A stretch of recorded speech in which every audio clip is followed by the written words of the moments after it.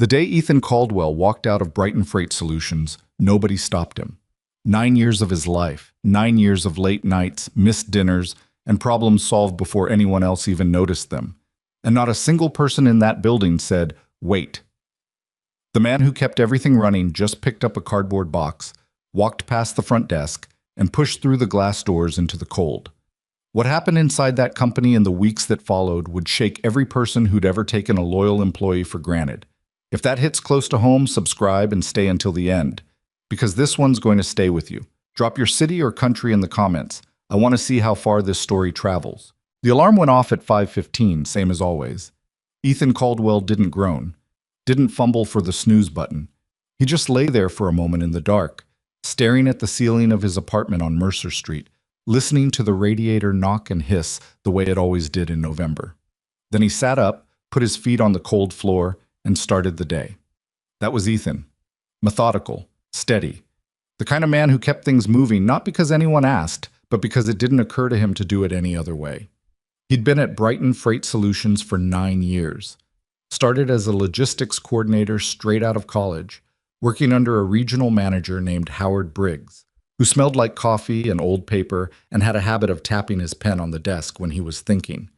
Howard had hired Ethan on the spot after a 20-minute interview, not because his resume was impressive, it wasn't, but because Ethan had spent 15 minutes asking Howard questions about the company's routing inefficiencies before Howard could ask him a single question of his own. "You're not here to get a job," Howard had said, leaning back in his chair with something like amusement. "You're here to fix something." Ethan hadn't known how to answer that. He just said, "I think I could help." Howard hired him the next morning. That was 9 years ago. Howard had retired 4 years back, moved to a place in Florida with his wife and 3 dogs. Ethan had driven to the retirement party, stood in the corner eating bad canapes, and shaken Howard's hand on the way out. Howard had held on a beat too long. "Don't let them burn you out," Howard had said. Not as advice, more like a warning. Ethan had smiled and told him he'd be fine. I wasn't entirely sure that was true anymore. Brighton Freight Solutions occupied 4 floors of a glass and concrete building on the eastern edge of the city's industrial corridor. Not the glamorous part of downtown, not quite the warehouse district either, but somewhere in between. The kind of address that said functional rather than impressive. 43 employees on a good day. Trucking contracts, logistics management, regional distribution partnerships. Nothing flashy.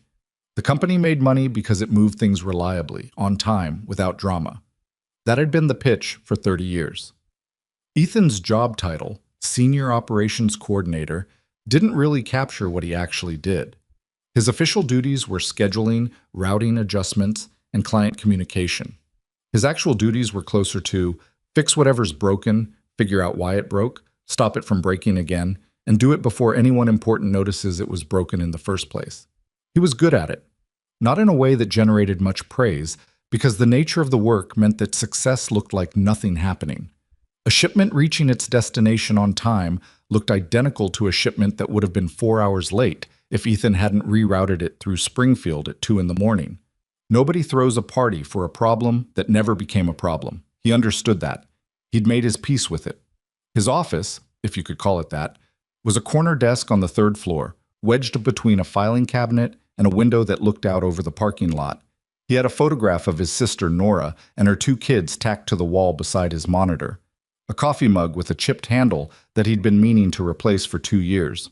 A whiteboard covered in routing maps, color-coded by carrier and delivery window, that his coworker Diane had once described as what a headache looks like. "It makes sense to me," Ethan had told her. "That's what I said," Diane replied. A headache. He liked Diane. She worked accounts receivable on the other side of the floor, had 3 cats she talked about like colleagues, and brought in banana bread on the first Friday of every month without fail. She'd been at Brighton 11 years and knew where everybody was buried, administratively speaking.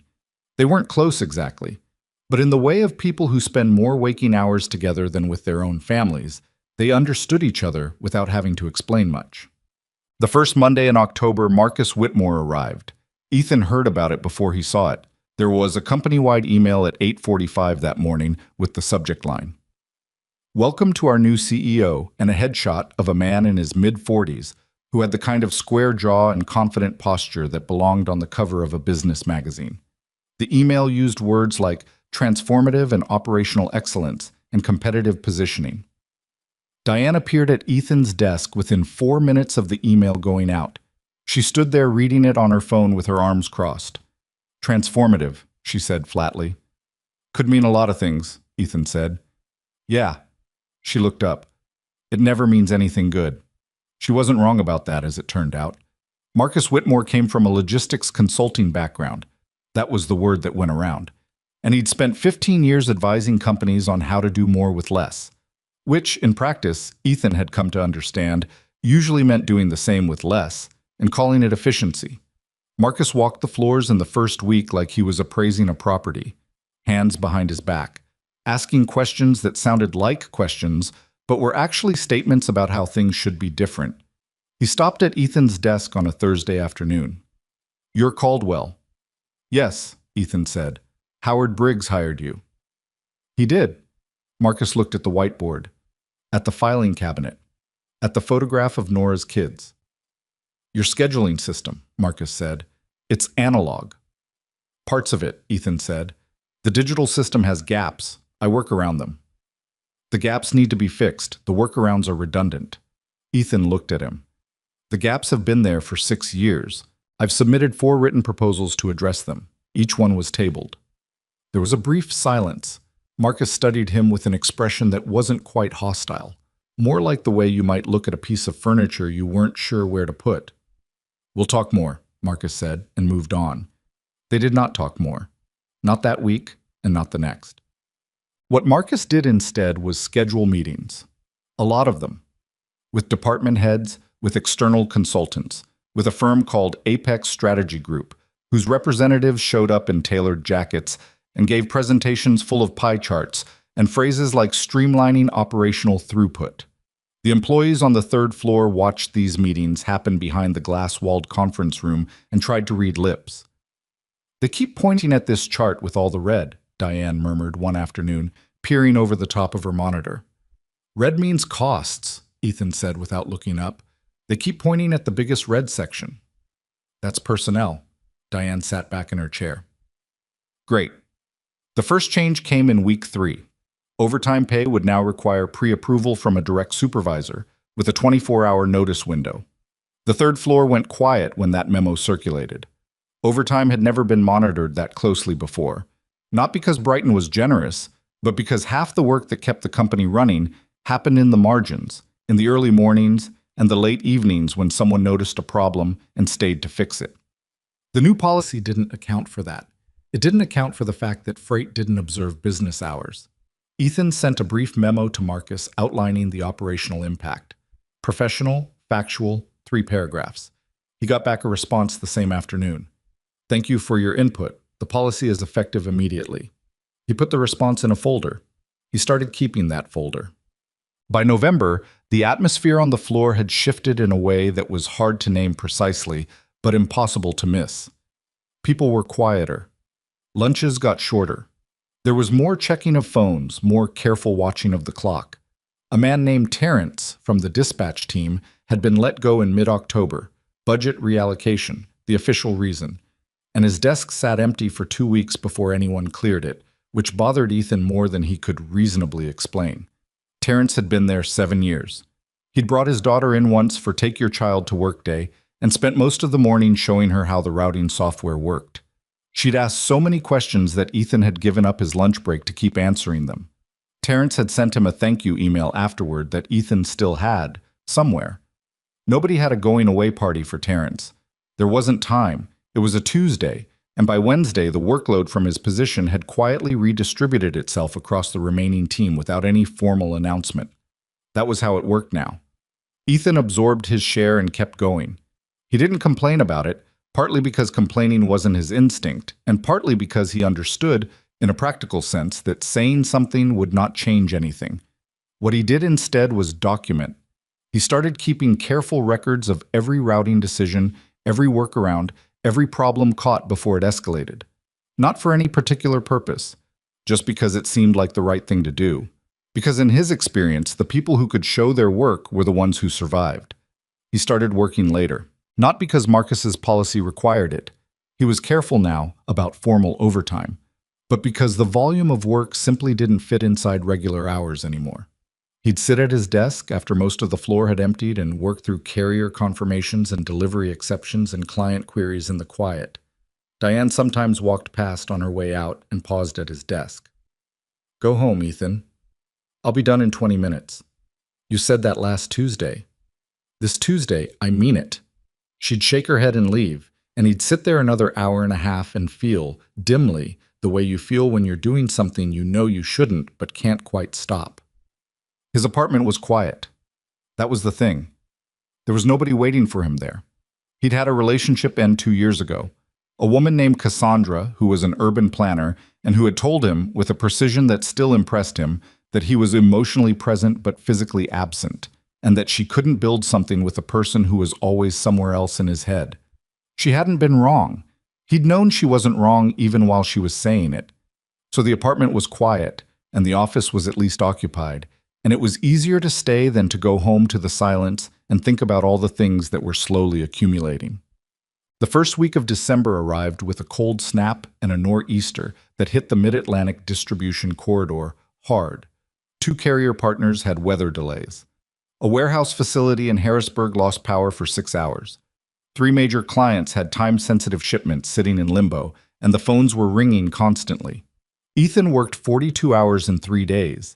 He rerouted 11 shipments manually, managed to get a carrier dispatch redirected through 2 alternate hubs, and personally called every affected client to walk them through the updated delivery windows. He didn't sleep much. He ran on bad vending machine coffee and sheer operational stubbornness. On the 3rd day, he made an error. A small one, a transposed shipment ID on a reroute form that caused a 4-hour hold before he caught it himself and corrected it. No client impact. Nothing that mattered in any real sense. Marcus summoned him to his office on a Friday morning. The office was on the 4th floor, corner room, big windows, the kind of clean desk that indicated either excellent organization or very little actual work. Marcus was on the phone when Ethan arrived and held up a finger without looking over. Ethan stood and waited. When Marcus hung up, he turned around and picked up a printed form from the desk. The reroute correction. "This is yours," Marcus said. "Yes. I caught it within the hour and corrected it before any client impact." "The error shouldn't have occurred." "I agree," Ethan said. "I'd been awake for approximately 30 hours at that point, managing the storm routing. I've submitted a summary of the shipments recovered and the client communications if you'd like to review. I'm aware of the storm," Marcus said. "I'm talking about quality control." Ethan looked at him steadily.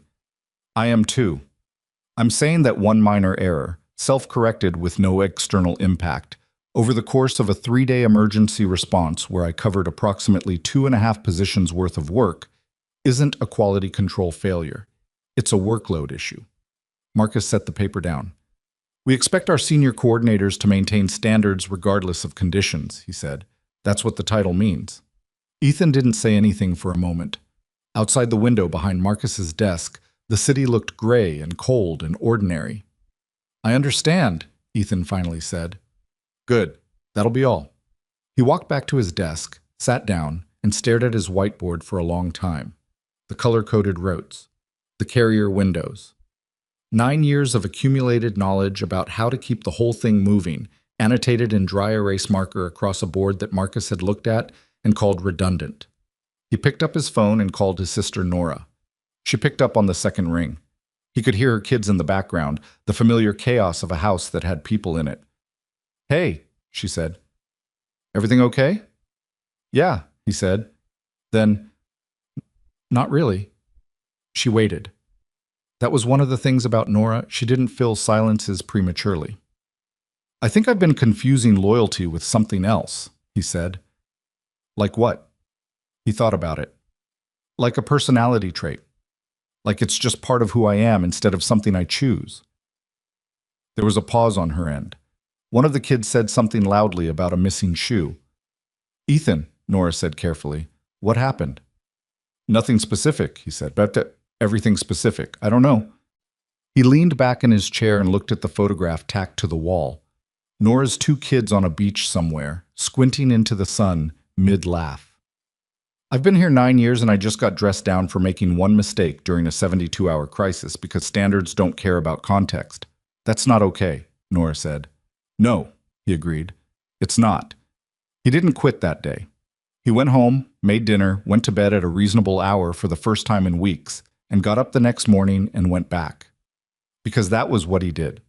Because leaving felt like failure and staying felt like habit, and he wasn't sure yet which one he could live with. But something had shifted. Something quiet and structural.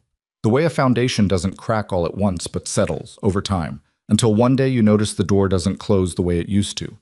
He noticed it now. The thing about breaking points is that they rarely announce themselves. You don't wake up one morning and think, today is the day. It doesn't work like that. What actually happens is smaller and quieter. It's a Tuesday or a Thursday, and something ordinary occurs, and you realize you've run out of the thing that used to make ordinary bearable. For Ethan, it started with a phone call he wasn't expecting. It was the second week of December, 8 days after the nor'easter had torn through the mid-Atlantic corridor and left him running on coffee and rerouted carrier contracts. He was at his desk at 7:40 in the morning, earlier than almost anyone else on the floor, working through a backlog of delivery confirmations, when his phone buzzed with a number he recognized immediately. His sister Nora's home line. Not her cell. Her home line, which she only used for things that felt serious. He picked up. Ethan. Her voice was controlled in the way that meant she was working to keep it that way. It's Mom. His mother, Patricia Caldwell, was 67 years old and had lived alone in the house in Roanoke since their father passed 5 years back. She'd had a minor cardiac event 18 months ago, what the cardiologist had carefully called a warning, and had been on medication and monitoring ever since. She was stubborn about her independence in the way that people who've spent decades taking care of others become stubborn when the taking care reverses direction. What happened? Ethan said. She fell. Last night. She's okay. She's at Roanoke Memorial. She's stable.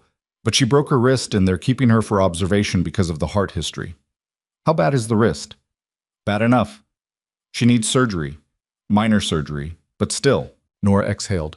I can't get there until Saturday, Ethan.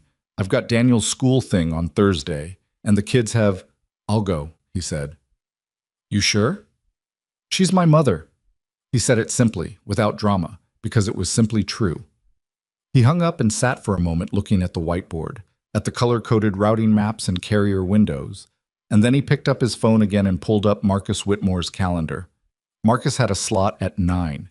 Ethan booked it. Well, he'd rehearsed what he was going to say, which in retrospect was his first mistake. He'd framed it practically. Coverage plan, documented handoff notes, 2 days maximum. He could manage client communications remotely if necessary. He had a folder on his desk with everything organized. He'd even drafted a brief summary of all active shipments and their status, so whoever covered could step in without losing ground. He brought the folder. Marcus was at his desk when Ethan knocked on the open door. He was reading something on his laptop and didn't look up immediately, which was a habit Ethan had noticed. The practiced indifference of someone who wanted people to feel that their arrival was an interruption. Caldwell, Marcus said, still not looking up.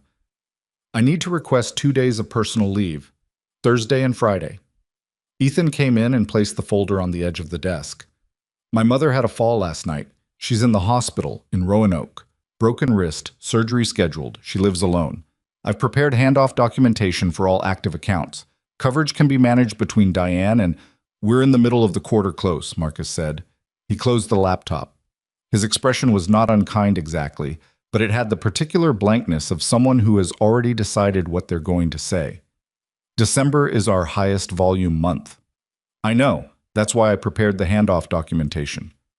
2 days in December is not the same as 2 days in March. Ethan looked at him. My mother is having surgery. I understand that. A pause. Is it life-threatening? The question landed with a flatness that Ethan felt somewhere specific behind his sternum. She has a cardiac history, he said carefully. Any procedure carries risk. But the fall itself, the surgery, it's a wrist fracture. Yes. Marcus nodded slowly, in the manner of someone who believes they're being reasonable. Here's my concern, Ethan. We just came through a significant weather disruption. You're our senior coordinator. The timing is difficult." "The timing of my mother's fall was also difficult," Ethan said. His voice was even. He was proud of that later. "Of course. I'm not suggesting she planned it." Marcus leaned back in his chair. "What I'm suggesting is that right now, with the quarter where it is, we need our senior people present and focused. We have HR procedures for family emergencies. There may be options there. But I can't simply approve 2 days of discretionary leave in December without understanding the operational impact more fully." The office was very quiet. Outside, through the big windows, the city went about its morning in the gray December light. "I have 9 years of accrued leave," Ethan said. "I've taken 11 personal days in 9 years. This isn't about your leave balance." "Then what's it about?" Marcus looked at him with that flat, measuring expression. "It's about timing and priorities, that's all." Ethan picked up the folder from the edge of the desk. He held it for a moment. Inside it were 23 pages of handoff notes: carrier contacts, active shipment statuses, client communication logs, escalation protocols. He'd put it together before 7 that morning. He'd been awake since 5:15 the way he always was, and the first thing he'd done after Nora's call was sit down and make sure everyone else would be taken care of. He set the folder back down on Marcus's desk. "I'd like you to keep that," he said, "in case it's useful." Marcus glanced at the folder. "I haven't made a decision." "I know," Ethan said. "I have." He left before Marcus could respond. He walked back to the elevator, rode it down to the 3rd floor, and sat at his desk for approximately 4 minutes. Not because he was hesitating, more because certain things, once decided, deserve a moment of being still. His desk had lived in this corner for 9 years. The whiteboard had followed him through 3 desk reassignments. The coffee mug with the chipped handle had been a gift from Terrence, actually. A gag gift from a Secret Santa 3 or 4 years back, chosen because Ethan had once mentioned offhandedly that he always meant to buy a new mug but never got around to it. He'd liked it too much after that to replace it. He looked at the photograph of Nora's kids on the beach. Then he opened his bottom desk drawer and found a box. A copy paper box that someone had left in the supply room. And he began methodically and without rushing to collect his things. The mug. The photograph. A small hardcover dictionary he kept on the desk that had been his father's. A habit from before smartphones when he'd actually used it. A spare phone charger. A notepad with a year's worth of personal routing notes that were no use to anyone but him. A pen his father had given him when he graduated college. A simple ballpoint with his initials engraved, which he'd kept in the pencil cup for 9 years and used almost never because he was afraid of losing it. He put them all in the box. He did not clean out his computer. He did not delete files. He left everything organized and accessible because that was how he was. And because the fact that Marcus Whitmore had just refused him 2 days to be with his injured mother did not mean Ethan Caldwell was going to leave a mess for the people who depended on the work. He logged his active shipments and status in the shared system. He sent a brief email to Diane, marked urgent, outlining everything she would need to know to cover the next 48 hours. He forwarded 2 outstanding client inquiries to the regional manager with a note explaining the situation. He was thorough and specific, and it took him about 25 minutes, and the whole time his hands were steady and his mind was clear in a way it hadn't been in months. When he finished, he put on his coat. Diane came around the corner from the other side of the floor as he was picking up the box. She looked at it. She looked at his face. She was sharp enough not to ask an obvious question. "Your mom?" she said. "She's okay. She needs surgery on her wrist. You're going." "Yes." She glanced toward the elevator, toward the 4th floor above them, and back at him. "Did he?" "He cited timing and priorities," Ethan said. Diane's expression went through several things quickly, landing on something that wasn't quite anger, but was adjacent to it. "Ethan, it's fine," he said. "I mean that. It's fine." He looked around the floor, the rows of desks, the hum of the overhead lights, the empty space where Terrence used to sit. "I've been here 9 years. I need to go see my mother." She looked at him for a long moment, and her eyes got a little bright, which surprised him because Diane wasn't generally a person whose eyes got bright. "The banana bread," she said. "First Friday. I'll still bring it." He didn't know what to say to that. He just nodded. She reached out and squeezed his arm once, briefly, and then stepped back and let him go. He walked through the floor without stopping. past the row of windows, past the conference room where Marcus had stood 6 weeks ago pointing at the red sections of a pie chart, past the front desk where a woman named Priya was on the phone and glanced up as he passed and did a small double take at the box under his arm, past the bulletin board with the December fire safety training sign-up sheet, 3 names on the list, and the paper was already curling at the edges because someone had taped it with only one piece, and that had never been fixed. He pushed through the glass doors. The elevator opened on the ground floor and he walked through the lobby and out through the main entrance into the December air, which hit him like cold water, immediate and clarifying. He stood on the sidewalk for a moment with the box under his arm and his breath making small clouds in front of his face. He didn't feel triumphant. He'd heard people describe moments like this in triumphant terms. Finally, freedom, walking away from what was holding you back. He didn't feel any of that. What he felt was something closer to a very specific kind of exhaustion, the kind that comes not from doing too much, but from spending too long pretending that something was sustainable when you already knew it wasn't. He walked to his car. He put the box in the back seat. He sat in the driver's seat and pulled out his phone and called his mother's room at Roanoke Memorial. She picked up on the 4th ring. Her voice was groggy but present. "Patricia Caldwell," she said, which was how she always answered the phone, as if she were still working, as if the world still needed to know who it was talking to. "Mom," he said, "it's me. I'm coming." A pause. "You don't have to do that." "I know. It's December. You're busy." "I'm not actually," he said. "Not anymore." He could hear her breathing, the monitor beeping faintly in the background. "Ethan," she said, "what did you do?"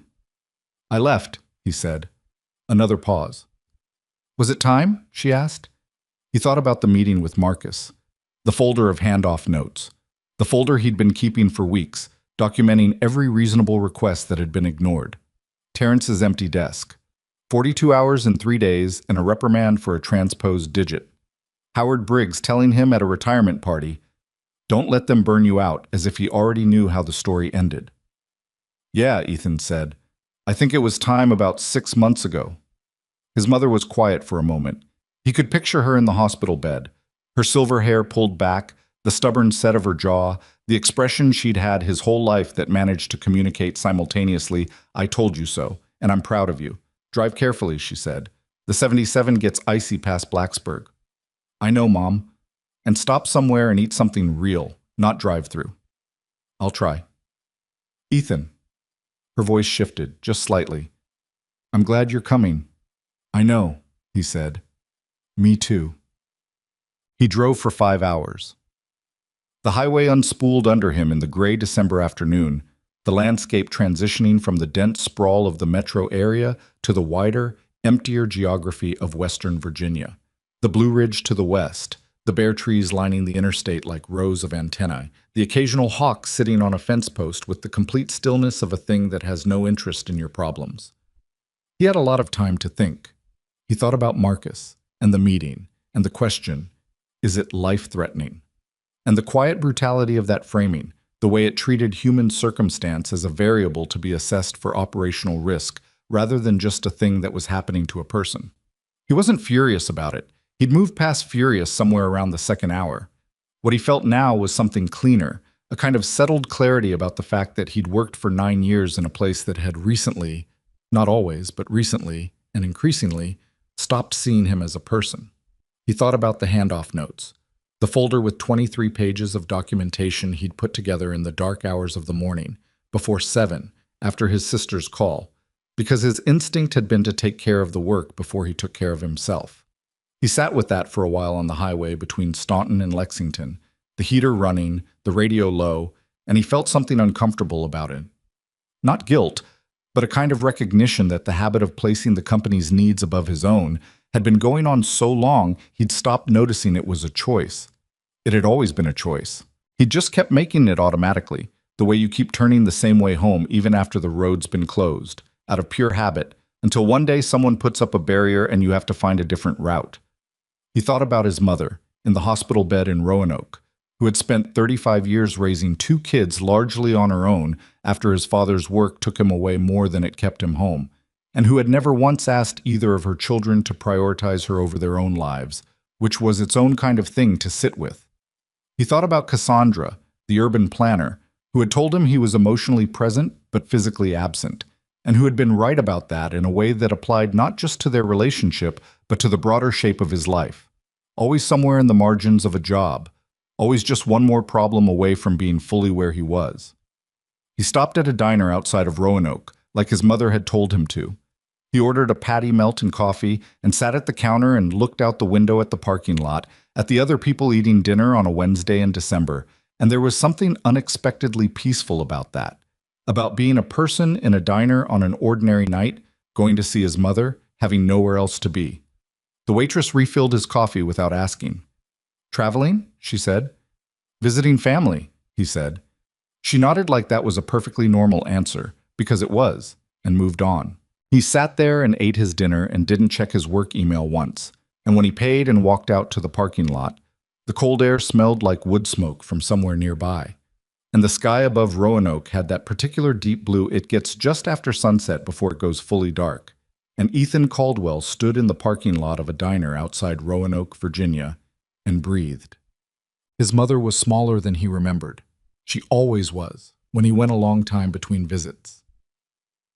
In his memory, she was larger, taller, more formidable, the woman who had managed a household and 2 children and a career in educational administration with a kind of quiet organizational competence that he had only realized, much later, was exactly where he'd gotten his own.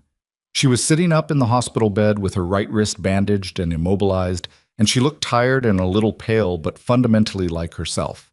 Watchful, composed, slightly annoyed at the inconvenience of the whole situation. "You look thin," she said when he walked in. "Hi, Mom." "I'm not wrong." He set his jacket on the chair and leaned down to hug her carefully, avoiding the wrist.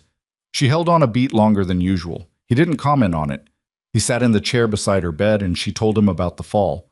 The bathroom rug that had slid on the tile, the crash, the neighbor who had heard it through the wall and called 911 with the kind of fast-acting neighborliness that Ethan filed away as something to be grateful for. The wrist had broken cleanly, the surgeon said, which was considered good news in the language of wrist fractures.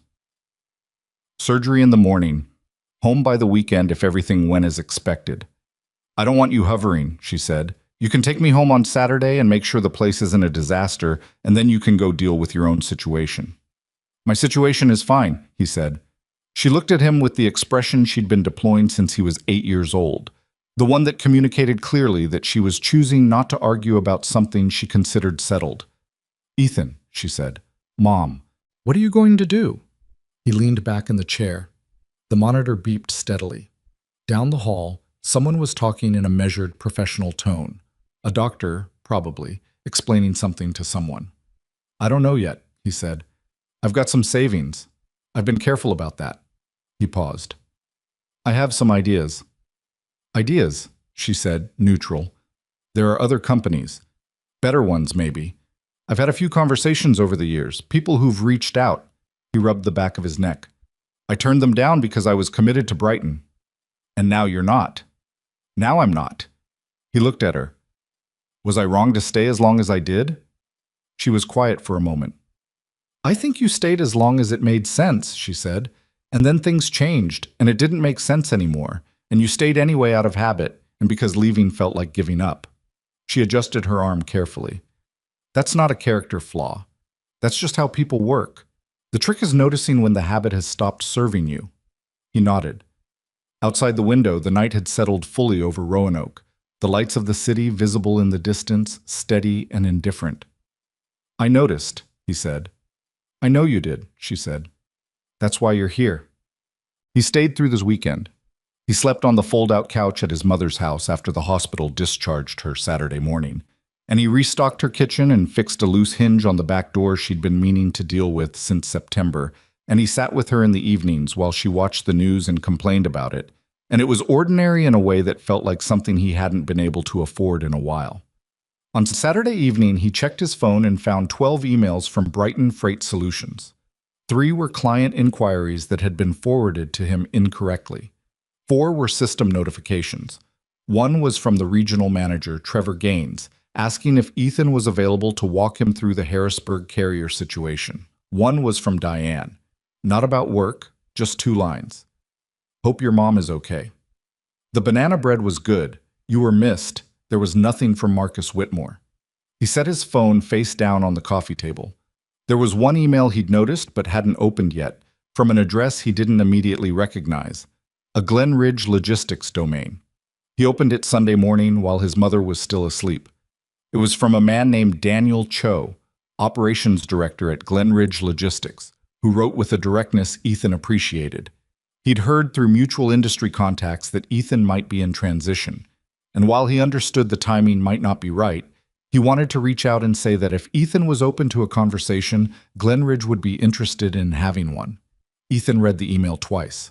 Then he went to the kitchen and made coffee.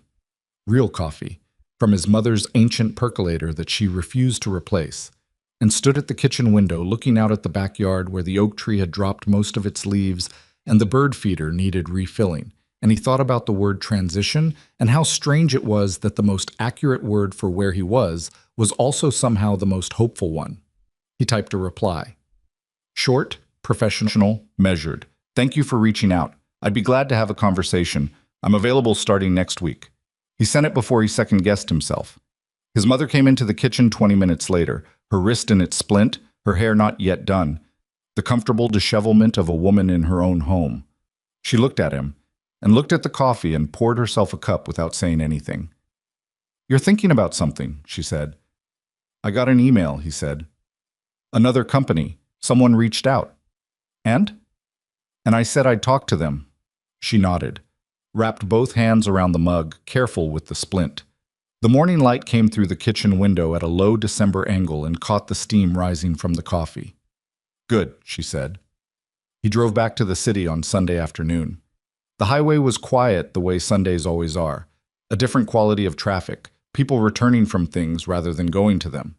He had the radio on low and the heater running and the box with his things from the office still in the back seat, the mug, the photograph, the dictionary, the pen with his initials. He didn't know yet what the conversation with Glen Ridge would bring.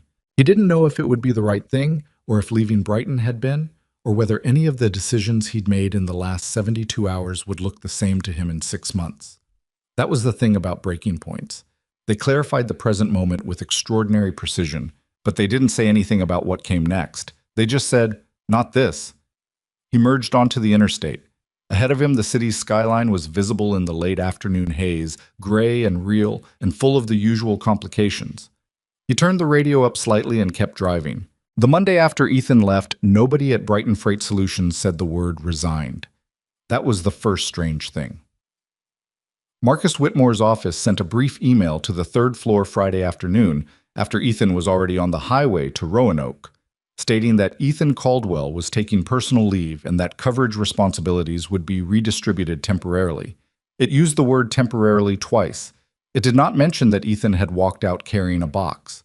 It did not mention the meeting that had preceded that. Priya at the front desk had seen the whole thing and had told exactly one person, which in an office of 43 people meant she had told everyone, but the official communication said temporary, and so that was the word people used, carefully, the way you use a word when you're not sure what's true, but you don't want to be the one caught saying the wrong thing. Diane used no such word. Diane, who had watched Ethan walk out with a box under his arm, and then gone back to her desk and read his email. Thorough, specific, covering everything she would need for the next 48 hours and then some, sat with the knowledge of what had actually happened and kept it to herself. Not because she was protecting Marcus Whitmore, but because she was protecting Ethan. Whatever he decided to do next was his to decide. She wasn't going to complicate it by turning it into office gossip before he'd had a chance to land somewhere. She covered what she could. She was accounts receivable, not operations, but she'd been there 11 years and she understood the general architecture of how things moved. She flagged the emails Ethan had forwarded. She called the regional manager, Trevor Gaines, at 8:30 Monday morning and walked him through the active shipment summary Ethan had left in the shared drive. Trevor went quiet when she finished. "This is all from him?" he said. "He put this together before he left?" "Before 7 in the morning," Diane said. "After his mother's fall." Another pause. "Where's Marcus on this?" Trevor said. "Marcus," Diane said, with the careful neutrality of someone choosing each word like a step across ice. is aware of the situation. Trevor didn't ask anything else. He said he'd handle the Harrisburg carrier follow-up himself. He thanked her. He hung up. Diane went back to her desk and looked at the empty corner across the floor where Ethan's whiteboard was still covered in color-coded routing maps, dry erase marker on white, 9 years of accumulated knowledge in blue and red and green. Nobody had touched it. It stood there like a document of something, though she couldn't have said precisely what. The problem started Wednesday. Not dramatically.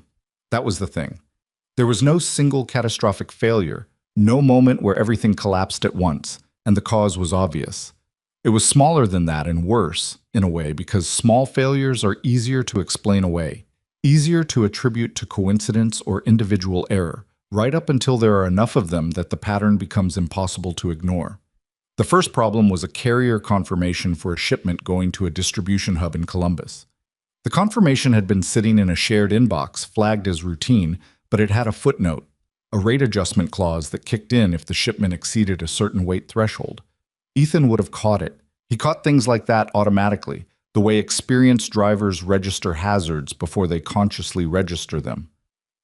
The person covering that inbox, a coordinator named Phil, who'd been with the company 3 years and was competent in his own lane but had never worked the senior routing desk, didn't catch it. The shipment went out under the original rate. Brighton absorbed a $2,300 difference that showed up 2 weeks later in the carrier invoice and required 3 days of back and forth to partially resolve. The second problem was a client named Hargrove Industrial Supply, one of Brighton's longer-standing regional accounts. Hargrove had a specific protocol for delivery windows, a standing note in their account file that Ethan had written himself, updated twice, and referenced in his handoff documentation. The note explained that Hargrove's receiving dock operated on a strict Tuesday-Thursday schedule, and that any deviation required 48 hours notice to their operations manager, a particular woman named Sandra, who did not respond well to surprises. The note was in the file. Someone had just not read all the way to the bottom of it. A Friday delivery got scheduled.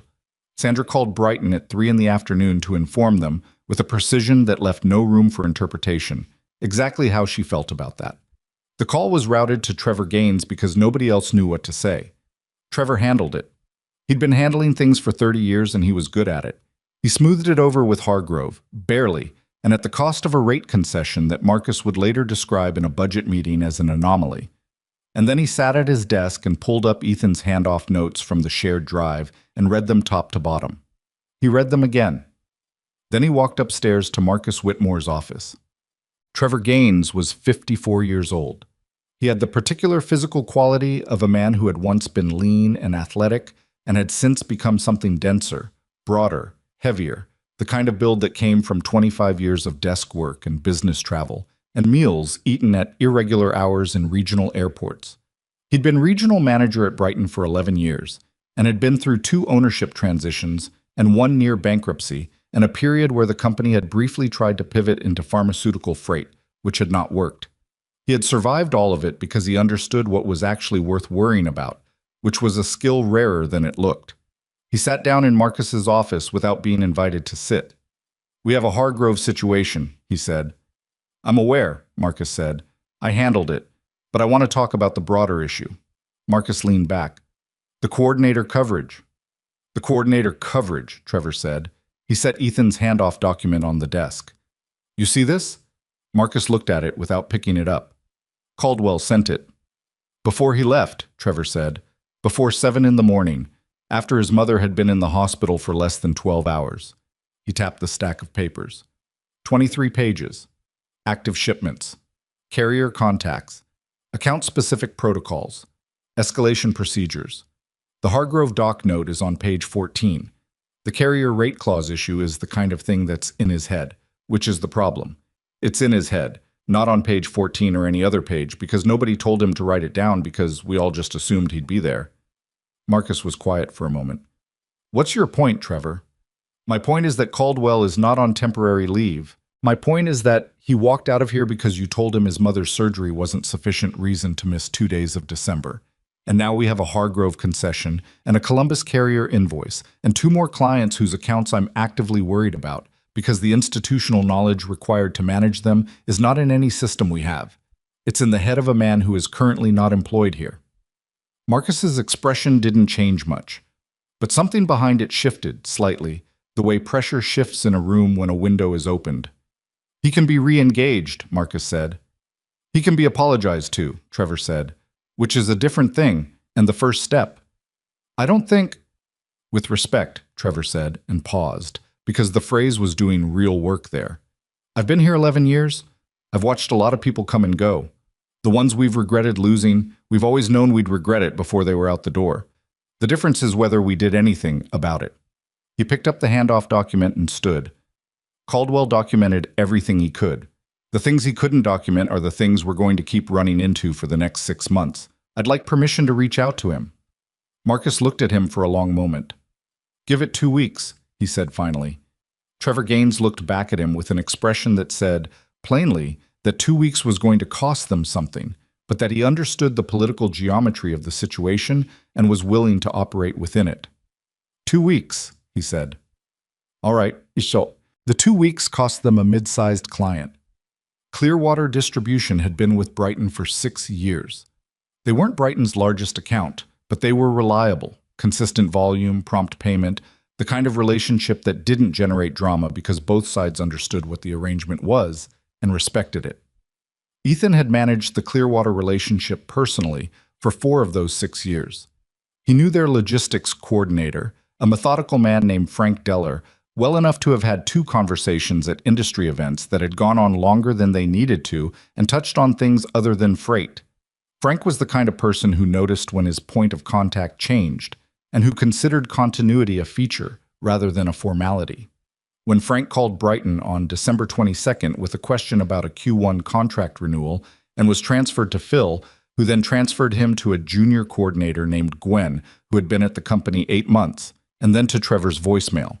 Frank called back the next morning, spoke to Trevor directly, and said, with characteristic mildness, that Clearwater was going to explore some alternatives for the coming quarter and would be in touch. Trevor said all the right things. Frank said all the right things back. The call ended politely. Trevor hung up and sat at his desk and did not move for about 45 seconds. Then he went upstairs to Marcus's office and did not knock. Clearwater, he said from the doorway. Marcus looked up from his laptop. Frank Deller just told me they're exploring alternatives. Trevor came in and closed the door behind him. Politely. Which means they've already decided, and the polite call is the professional courtesy before the formal notice. Marcus set down his pen. That's a mid-6-figure account, Trevor said. I know what it is.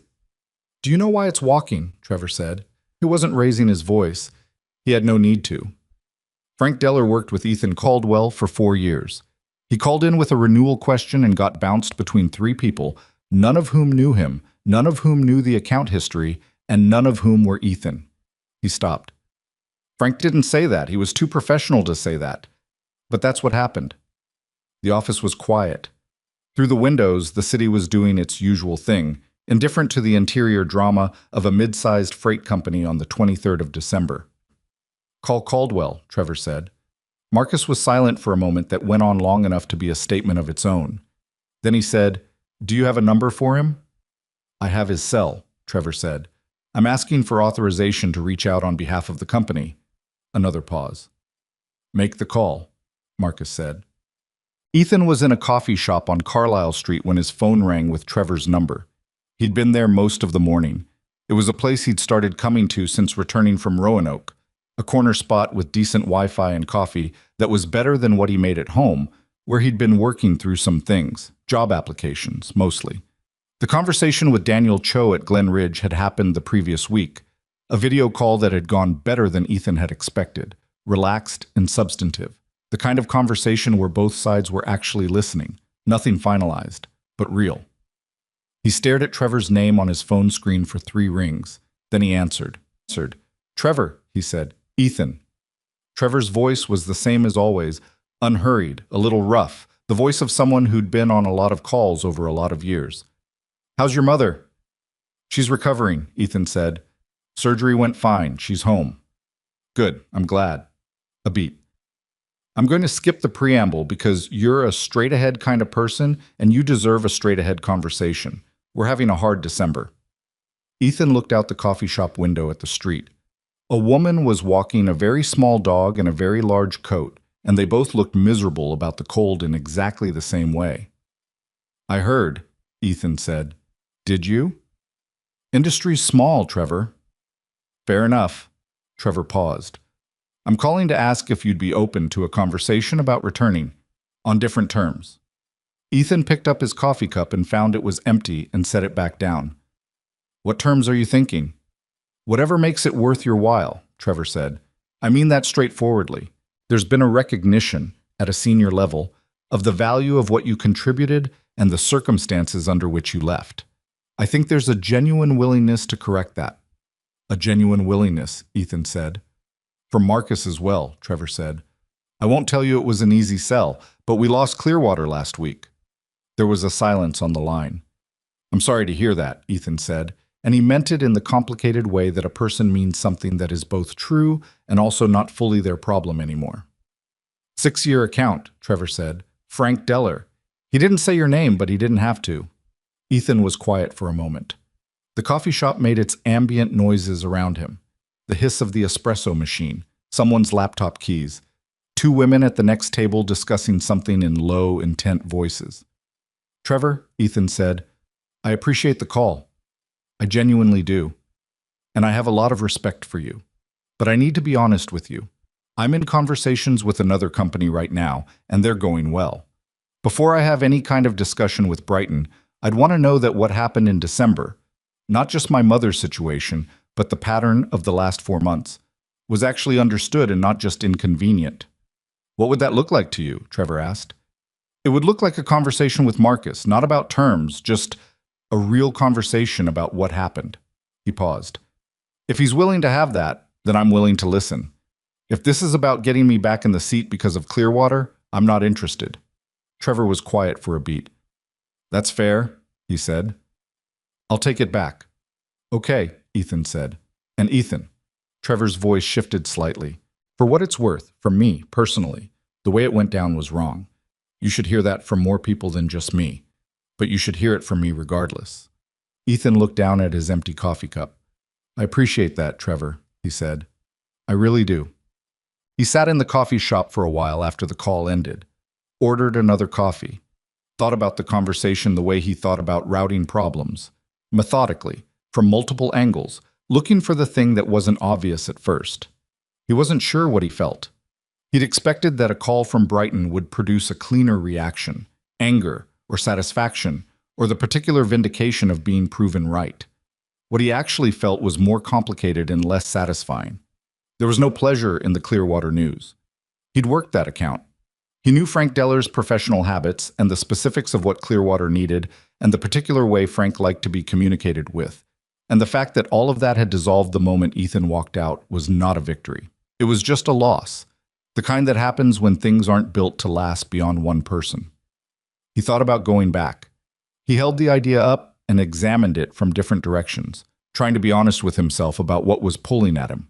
Some of it was genuine. He'd spent 9 years at Brighton, and there was a real attachment to the work, to the clients, to the institutional knowledge he'd built.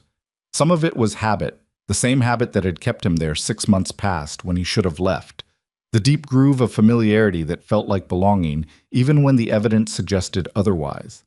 And some of it, if he was being fully honest, was fear. The Glenridge conversation had gone well, but nothing was finalized. The new was always uncertain in a way the familiar wasn't, even when the familiar was the problem. He opened his laptop and pulled up the email thread with Daniel Cho. He typed a brief message. The timeline on my end has accelerated slightly. Do you have availability for a follow-up call this week? He sent it before he could talk himself out of it. Then he closed the laptop and finished his coffee and watched the street outside. The woman with the small dog had made it around the block and was coming back. And the dog appeared to have reached some kind of accommodation with the cold, because it was moving faster now, with more conviction. Ethan put on his coat and walked home. Meanwhile, on the 3rd floor of Brighton Freight Solutions, the whiteboard was still there. Nobody had erased it. That was the thing that Diane noticed and didn't say out loud but thought about more than once over the following days. The color-coded routing maps in blue and red and green, the carrier windows and delivery clusters, and the shorthand notation that Ethan had developed over years, And that meant something to him and to anyone who'd worked alongside him long enough to learn the system, which was basically nobody else. It stood in the corner of the floor like an exhibit of something that was gone, but hadn't quite been acknowledged as gone yet. Phil had tried to use it once, on the second week. He'd stood in front of it with a dry erase marker for about 3 minutes, and then put the cap back on and walked away.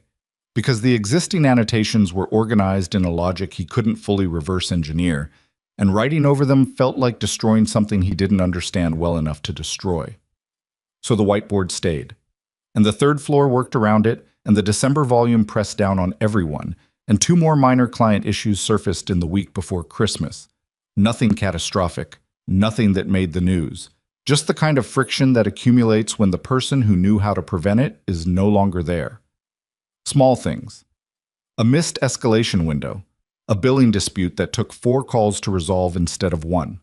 An email from a carrier partner asking to speak with Ethan specifically, which Trevor had to answer by explaining that Ethan was unavailable, which was technically accurate and practically felt like lying. Marcus Whitmore spent most of that week in meetings. External meetings, mostly. The kind with people from outside the company who carried briefcases and spoke in the language of strategic positioning. He did not spend a lot of time on the third floor. When he did come through, he moved the way he always moved, with the deliberate purposefulness of someone who believes that how you carry yourself in a room is a form of communication. But Diane, who had been watching people at Brighton for 11 years, noticed that he paused when he passed Ethan's corner, just briefly. Not long enough to call it stopping, just the slight hesitation of a person who is used to being decisive in countering something they haven't fully resolved. He looked at the whiteboard once, from a distance, not moving toward it. Just looked at it for a moment, the way you look at something you're not sure yet how to classify.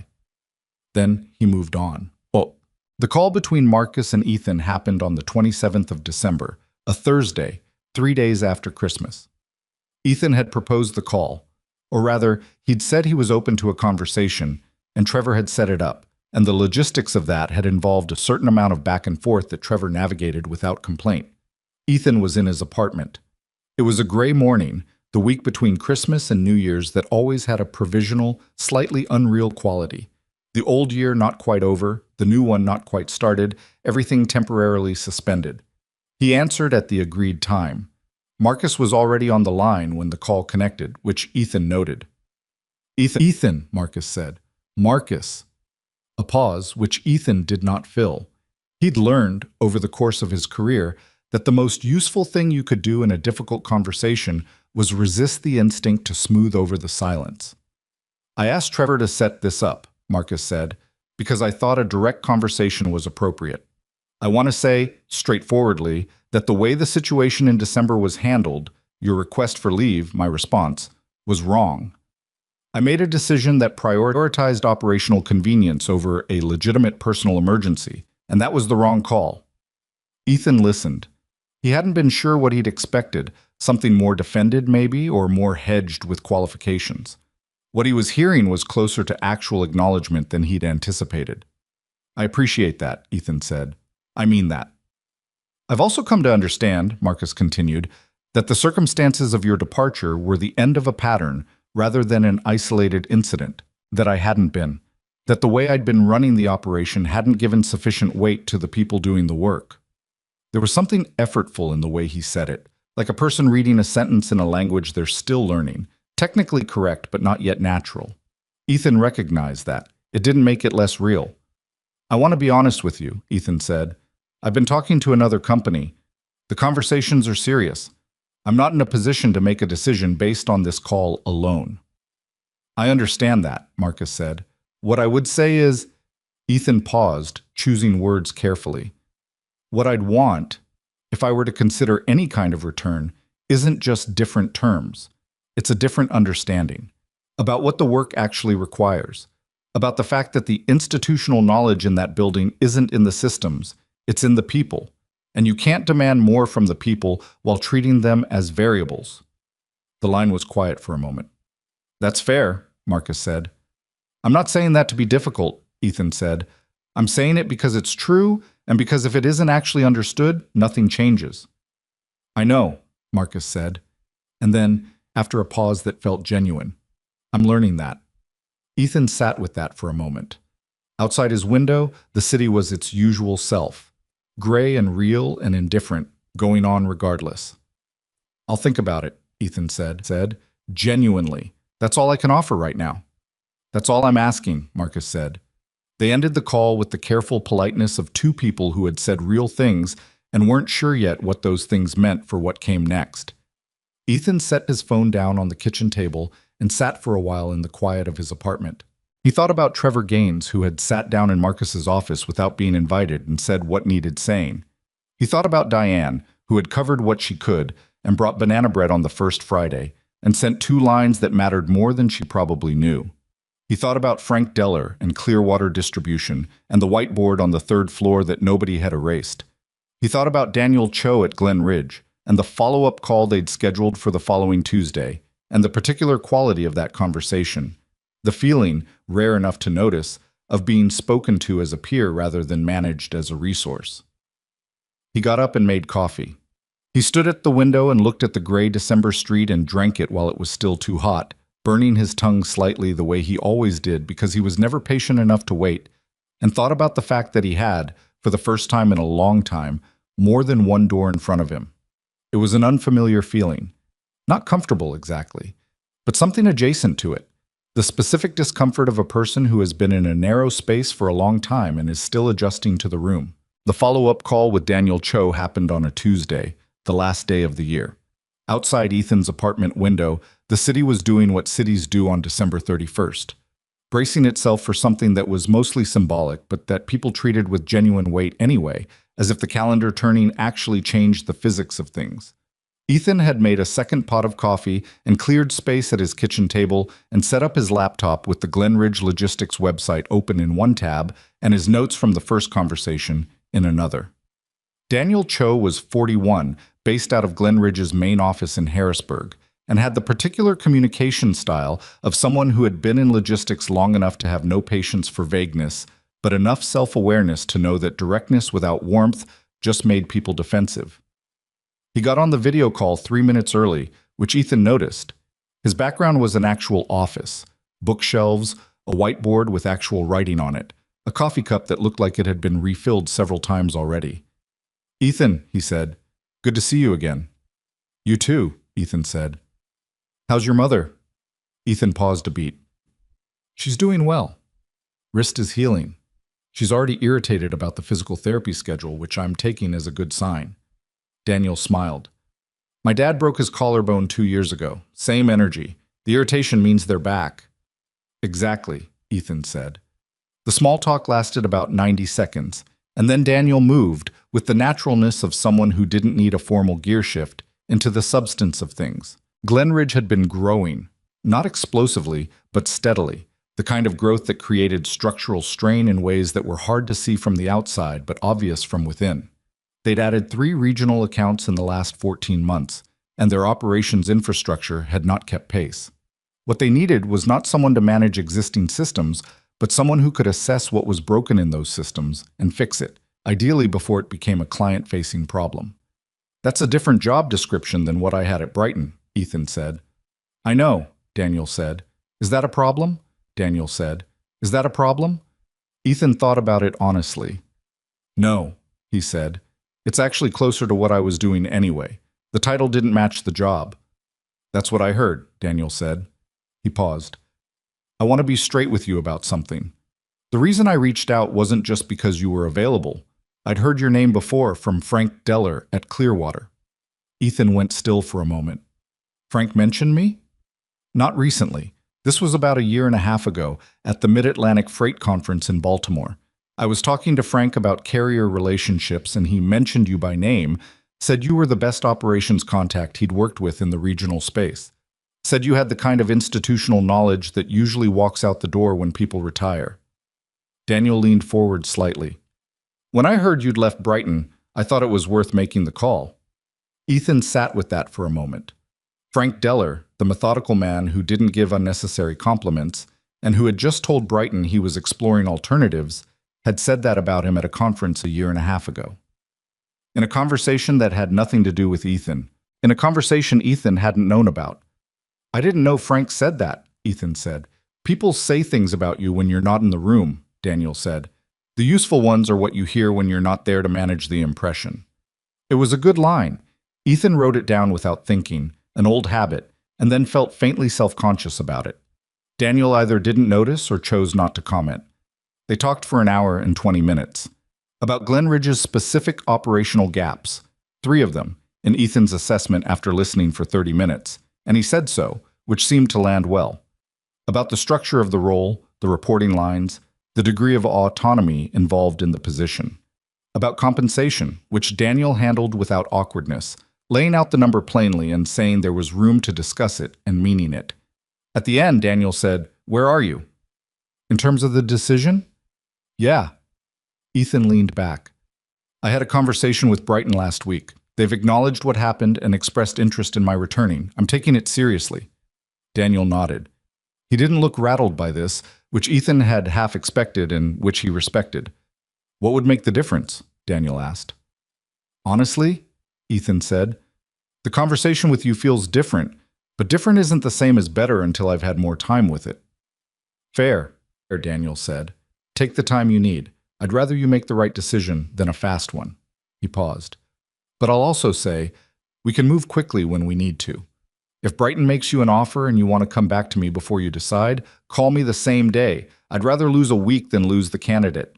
Ethan said he appreciated that. He meant it. They ended the call, and Ethan sat at his kitchen table in the last afternoon of the year and looked at his notes and tried to think clearly about what he actually wanted, which was harder than it sounded because what he actually wanted was something he'd spent 9 years not fully asking himself.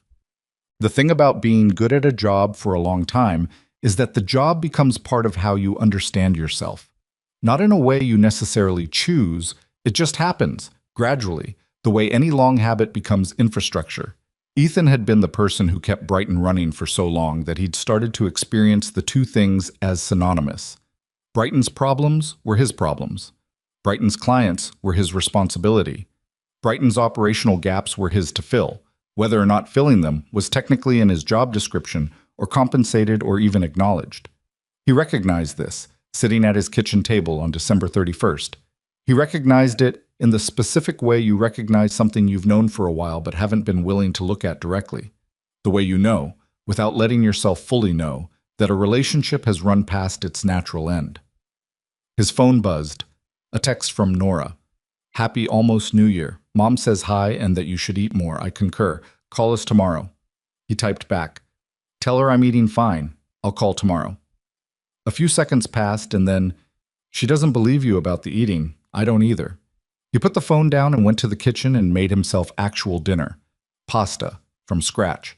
Something he almost never did on weeknights because it required time he used to not have. He stood at the stove and listened to the water come to a boil and thought about what Daniel Cho had said about Frank Deller and the conference in Baltimore. The useful ones are what you hear when you're not there to manage the impression. He thought about the 23 pages of handoff notes, about the folder he'd kept for months, documenting every reasonable proposal that had been tabled, about Terrence, who had brought his daughter in for Take Your Child to Work Day, and whose desk had sat empty for 2 weeks before anyone cleared it, about the nor'easter in 42 hours and 3 days, and a reprimand for a transposed digit, about the meeting with Marcus and the question, is it life-threatening, and the precise clinical flatness of that framing. He ate dinner at the kitchen table with the television off. He washed his dishes. He went to bed before midnight because he'd never had much use for countdowns. January arrived with 2 inches of snow and the particular stillness that follows a holiday period, the traffic lighter than usual. The city's noise pitched slightly lower, people returning to things gradually, reluctantly, as if the routine needed to be eased back into rather than resumed all at once. Ethan used the first week to think. He walked a lot, which was a new habit, or maybe an old one he'd let go. He'd walked everywhere before Brighton started consuming his evenings, and walking turned out to be useful for the kind of thinking that didn't work at a desk. He walked the length of Calder Avenue and back, past the coffee shop on Carlisle, where he'd taken Daniel's call in the diner 2 blocks over where he sometimes had breakfast. And he thought about the 2 things in front of him and tried to be honest about which one he was choosing for the right reasons and which one he might be choosing out of the old habit of loyalty that his mother had called a habit rather than a value. On the 8th of January, he called Trevor. "I want to meet with Marcus," he said. "In person. Not another phone call." Trevor was quiet for a beat. "Okay," he said. "When?" "Whenever he's available." "I'll make him available," Trevor said. "Give me a day." Trevor called back 4 hours later with a time. Thursday, 11 in the morning, Marcus's office. "Should I be there?" Trevor asked. Ethan thought about it. "No," he said. "I think it should be just us." He drove to Brighton on Thursday morning through light traffic, parked in the lot he'd parked in for 9 years, and sat in the car for about 2 minutes before he went in. He wasn't nervous exactly. He'd been thinking about this conversation for 2 weeks, and he knew what he wanted to say. What he was feeling was closer to a kind of deliberate calm, the state you reach when you've considered something from enough angles that you've stopped being afraid of the angles you haven't thought of yet. The lobby was the same. Priya was at the front desk and looked up when he walked in, and her expression went through several things very quickly before settling on something professionally composed. "Hi, Ethan," she said. "Hi, Priya," he said. "I have a meeting with Marcus at 11. I'll let him know you're here." He took the elevator to the 4th floor, stood in the hallway outside Marcus's office. Through the glass wall, he could see Marcus at his desk, on the phone, the same clean desk, the same large windows looking out over the same gray January city. The city looked the same. The office looked the same. The whole floor had the particular quality of a place that had been continuing in his absence in the flat, mechanical way that workplaces do. Still there, still running, not rebuilt around the shape of his absence, but not unchanged by it either. Marcus ended his call and looked up and waved him in. Ethan came in and sat down without being invited to, the way Trevor had sat down without being invited to, which he'd thought about consciously before doing it. Small things communicate. "Ethan," Marcus said. "Marcus." He put nothing on the desk. He'd brought nothing but himself. "I appreciate you making time." "Of course." Marcus had the slightly different quality of a person who'd been preparing for this conversation, a quality Ethan recognized because he'd been preparing too. More careful, more present, less of the practiced indifference he used to deploy. "How are you doing?" "Better," Ethan said. "I've had time to think, which is something I hadn't had much of for a while." Marcus nodded.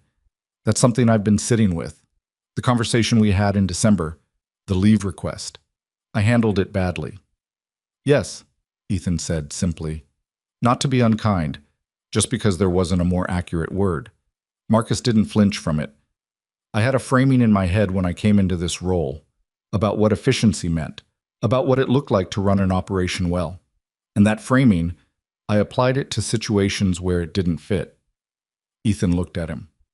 "Can I ask you something directly?" "Go ahead." "When you looked at the 3rd floor in those first weeks when you were walking the floors and assessing things, did you see the people? Or did you see positions?" The question landed and sat there in the middle of the room. Marcus was quiet for a moment. Ethan watched him work through it, not looking for the right answer to give, which would have been visible in a different way, but actually sitting with the question. "Positions," Marcus said finally. "Mostly. I saw the structure, the coverage ratios, the output per head count." He paused. "I saw Terrence Holbrook as a redundancy in the dispatch model, not as someone who had 7 years of carrier relationship history in his head." "He did," Ethan said. "Some of those carrier contacts are personal. They'll take his calls. They won't necessarily take someone they don't know." "I understand that now. It cost you something when he left. It was just a cost that showed up slowly, and slowly is harder to attribute to a specific decision." Ethan leaned forward slightly. "The way this kind of work functions, the institutional knowledge, the relationship capital, the systems that exist in people's heads rather than in any software, it doesn't show up on an efficiency chart until it's gone. And by then the decision that caused the gap is 3 or 4 steps back, and it's hard to connect them." Marcus was listening. Actually listening, Ethan noticed. Not the performative listening of a person waiting for the other person to finish, but the slightly effortful listening of someone who is revising something. "The Columbus Carrier invoice," Marcus said. "The Hargrove dock situation. Clearwater." "I'm not saying those to be vindicated," Ethan said. "I'm not here for that. I'm saying it because you asked to understand what happened, and that's what happened. It's not about me specifically. It's about the fact that when you treat the people who carry institutional knowledge as interchangeable units, the knowledge doesn't transfer. It just disappears. Marcus leaned back in his chair. Outside the windows, the January city sat under its gray winter light, the same view it had always been. Trevor said something to me, Marcus said slowly, after the Clearwater call. He said the people we regret losing, we always know we'll regret it before they're out the door. That the question is whether we do anything about it. He paused. I knew when you walked out of this building. I don't know if I've admitted that to myself until right now. Ethan sat with that. Why didn't you stop it? He asked, not accusing, genuinely asking.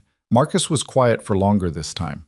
Because stopping it would have meant admitting the decision in your office was wrong before I had the data that proved it was wrong. And I haven't been good at that. Changing course in the middle of something because I can see it's wrong rather than waiting until I can prove it's wrong. He looked at Ethan steadily. That's the honest answer. It was more honest than Ethan had expected. He sat there and felt something complicated about it. Not forgiveness exactly, because forgiveness implied something that had been done to him personally, and this had been more than that. Had been something done to the whole floor, to Terrence, and the 43 people who'd been quietly absorbing the pressure of a management philosophy that saw them as positions. But something adjacent to understanding, the specific understanding you reach when a person shows you a flaw they haven't dressed up or rationalized. I'm considering another offer, Ethan said. I want to be clear about that. The conversation I'm having with that company is serious, and the role is a good fit. I know, Marcus said. Trevor told me. I expected that. If I were to come back here, Ethan said, it would have to be on a different understanding, not just different terms, though that's part of it, but a different operating principle. The people on that floor are not interchangeable. The work they carry in their heads is not replaceable by a coverage plan. If that isn't a structural change in how this company is run, then the conversation we're having right now is just about getting me back in a seat, and that's not something I'm interested in. Marcus nodded. What would the structural change look like? Documentation requirements, real ones, not pro forma. Every senior coordinator should have their institutional knowledge in a transferable format so that if someone leaves, the knowledge doesn't leave with them. Better. It protects the company, and it stops individual people from being indispensable in a way that burns them out. Ethan paused. Leave policy that treats personal emergencies as what they are. A feedback channel that actually goes somewhere, not an email that gets filed. And Trevor in the room when major operational decisions get made. He understands this company in ways that don't show up in whatever the consultants from Apex told you. Marcus was quiet for a moment after that. Not the silence of a person pushing back, more like someone who was actually taking inventory. I can commit to that conversation, Marcus said. Not as a promise that everything you've listed happens tomorrow, but as a genuine commitment to working through it. He paused. I'd want you involved in building it, the documentation framework especially. That can't come from the top down. It has to come from someone who understands the work. Ethan looked at him for a long moment. I'll think about it, he said. I'm going to have one more conversation with the other company before I make any decision. I told you that up front, and I'm not changing that. That's fair, Marcus said. I mean that. Ethan stood. Marcus stood too, which Ethan noticed, a small adjustment in the choreography from the meeting in December, when Marcus had stayed seated and waited for Ethan to show himself out. They shook hands. Thank you for coming in, Marcus said. I know it wasn't... He paused. I know it took something. It did, Ethan said, but it was worth knowing where things actually stood. He walked out of the office and down the hallway toward the elevator. As he passed the elevator bank, he almost stopped, almost pushed the button for the third floor, almost walked through to see the whiteboard, and Diane, and the familiar corner of the floor where he'd spent 9 years. He didn't. It didn't feel like the right moment for that. There was something in between where he was now and wherever he was going, and he needed to stay in that in-between for a little longer rather than resolving it prematurely. He rode the elevator to the lobby, waved to Priya, pushed through the glass doors into the January cold. He called Daniel Cho that afternoon. Daniel picked up on the second ring. Ethan, good timing. I was just about to send you an email. Good email or administrative email? Good email. We finalized the role structure this morning. I was going to send you the formal offer letter. A pause. But let me guess. You just came from Brighton. This morning, Ethan said. And? Ethan walked while he talked, the way he'd been doing this month. Down Calder Avenue, past the coffee shop, into the quieter residential blocks where the snow was still clean on the front yards. Marcus Whitmore is not the person he was in December, Ethan said. I don't know if that holds. It's easy to have a different quality of conversation when you're losing accounts. The test is whether it holds when things are going well again. And you can't know that yet, Daniel said. No. So what are you leaning toward? Ethan stopped walking. He was standing on a residential block he didn't know particularly well, in front of a house with a blue door and a snow-covered garden, and a kid's bike was leaning against the porch railing with a coating of snow on the seat. And it was just a house on a street on a Thursday in January, and something about the ordinariness of it made him feel suddenly very clear. I'm leaning toward you, Ethan said, but I want to hear the formal offer before I say yes. I'll send it tonight, Daniel said. He sounded neither triumphant nor relieved, which Ethan appreciated. Just the steady competence of a person who'd been doing this long enough to know that the right response to good news was to move forward efficiently. Can I ask you something? Ethan said. Yeah. Did you know when you reached out that I'd have a conversation like this with Brighton, that they'd come back? A brief pause. I suspected, Daniel said. Companies like Brighton don't realize what they have until it's gone. You were there 9 years. That doesn't just walk out the door without consequences. Another pause. I was hoping you'd still choose us. I haven't signed anything yet, Ethan said. The offer will be in your inbox by 8, Daniel said. The offer was in his inbox at 7:43. It was a senior operations director role, 2 levels above his Brighton title, which was honest about what he'd actually been doing for the last several years, even if the title hadn't been. The compensation was 12% above what he'd been making, with a performance structure that was tied to measurable outcomes rather than pure hours logged. There was a clause about remote flexibility for personal emergencies that was written into the contract in plain language, not as a favor, but as a policy. He read it twice.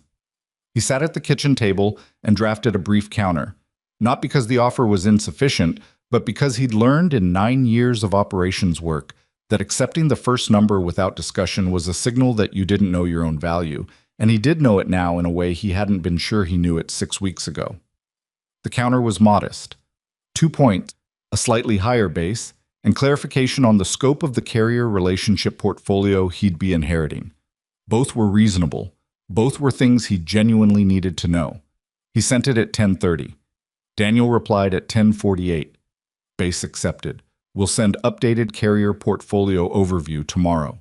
Welcome aboard, pending your signature. Ethan read the reply 3 times. He called Nora. She picked up on the 3rd ring, and he could hear the television in the background, the end of some show, and one of the kids saying something muffled. Hey, she said. Everything okay? Yeah, he said. I took a new job. A pause. Then she said, Tell me. He told her. She listened without interrupting, which was the thing about Nora. She had Howard Briggs's quality of not filling silences prematurely, and it occurred to Ethan that he'd never noticed the similarity before, that 2 of the people in his life he found easiest to talk to shared that particular restraint. When he finished, she was quiet for a moment. How do you feel? She said. He thought about it. Outside the window, the January night was cold and clear, the kind of clear that only happened after a cold snap settled in properly, and he could see stars from his apartment, which you couldn't always. Like I made a decision that's actually mine, he said, not out of habit, not out of loyalty that had outlasted its reasons. He paused. Like I chose something instead of staying in something. Nora was quiet for a beat. Mom's going to want you to call her, she said. Not tomorrow, tonight. It's almost 11. She'll be up. He laughed. A short, genuine one. Okay. Ethan. Her voice went quieter. I'm proud of you. Not for the job. For the part before the job. He didn't have a clean answer for that. He just said, Thanks, Nor. He called his mother. She picked up on the first ring, which confirmed that Nora had texted her already, and she said, "Tell me," in exactly the same words Nora had used, which was either coincidence or proof that the two of them talked more than they let on. He told her. She listened. "Is it a good company?" she said when he finished. "I think so," he said. "I think they actually mean the things they say." "You'll find out," she said, not unkindly. "You always do." "Yeah," he said. "That's how it works." She told him to get some sleep. He said he would. He sat on the couch after they hung up and looked at the ceiling of his apartment on Mercer Street, the same ceiling he'd stared at in the dark on the morning of the nor'easter, running on no sleep and the operational stubbornness that had kept him going through crises for 9 years, and thought about how different the ceiling looked when you weren't trying to figure out how to keep everything from falling apart. He had signed nothing yet, but he already felt like he was somewhere else. He signed the offer letter on a Friday morning in the second week of January at his kitchen table, with the pen his father had given him at college graduation. The simple ballpoint with his initials engraved, the one he'd kept in the pencil cup at Brighton for 9 years and almost never used because he was afraid of losing it. He used it now. It seemed like the right instrument for the occasion. He sent the signed letter back to Daniel Cho at 8:47 in the morning and then sat there for a while with the pen in his hand, not thinking about anything in particular, just sitting in the quiet of the apartment the way you sit after something that took a long time finally concludes. Not relief, exactly. Something more settled than relief.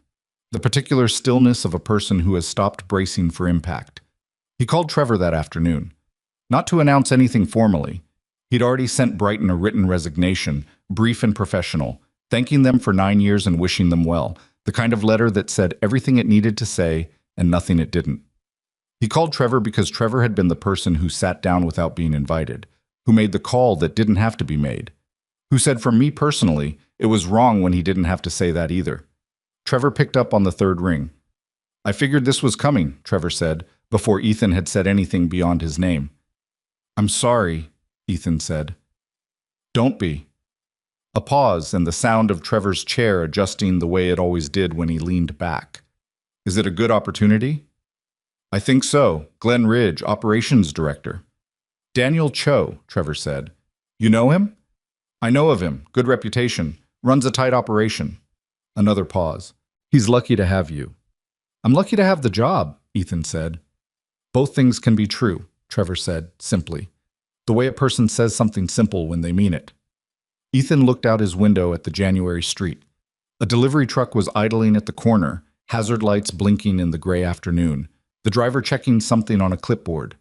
The ordinary logistics of the world, moving things from one place to another, people in the middle of it doing work that nobody saw. "Take care of the floor, Trevor," Ethan said. "Working on it," Trevor said. "Marcus, it's different now. I don't know if it's permanent, but it's different." "I hope it holds," Ethan said. And he meant that too, in the complicated way he'd meant things recently, genuinely and without the expectation that meaning something made it true. "It'll hold as long as it costs him something not to," Trevor said. "That's how it always works." That was the truest thing anyone had said about it. Ethan filed it away and they said goodbye. And that was the last conversation he had with anyone at Brighton Freight Solutions for a long time. His first day at Glenridge was on the 21st of January, a Monday, which was either appropriately symbolic or just how calendar math worked out, and he chose not to overthink it. The Glenridge office was in a converted warehouse space on the north side of the city, not glamorous, but functional in a way that felt considered rather than neglected. Exposed ceiling, good natural light, desks arranged without the rigid grid formality of Brighton's floor plan, the kind of layout that had developed organically over time as people figured out how they actually needed to work rather than how a facilities manager thought they should. There were plants near the windows, real ones that looked lived in and slightly imperfect, not the decorative kind placed for optics. Daniel met him at the front and walked him through the space with the ease of someone who wasn't performing a welcome but was genuinely showing him around. He introduced him to people by name, with one or two personal details that made clear Daniel actually knew his staff, not in the managed HR-trained way of a manager who had memorized names for retention metrics, but in the way of someone who had been paying attention. "This is Sue Yan," Daniel said, stopping at a desk near the operations cluster. "She handles our carrier relationships in the Northeast Corridor. She's been trying to untangle the Meridian contract for 2 months and is currently winning. Suyan looked up. She was maybe 30, with the specific kind of focused look of someone interrupted in the middle of concentrated work, who had decided to be pleasant about it anyway. Barely winning, she said. If you have any insight on Meridian's rate adjustment clauses, I will buy you coffee indefinitely.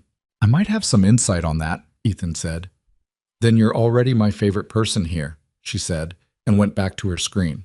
It was a small thing, but it was the right small thing, and Ethan noted it the way he noted the plants and the layout, and the way Daniel had said she's been trying to untangle rather than she hasn't fixed it yet. The particular language of a place where problems were treated as problems to be solved, rather than evidence of individual inadequacy.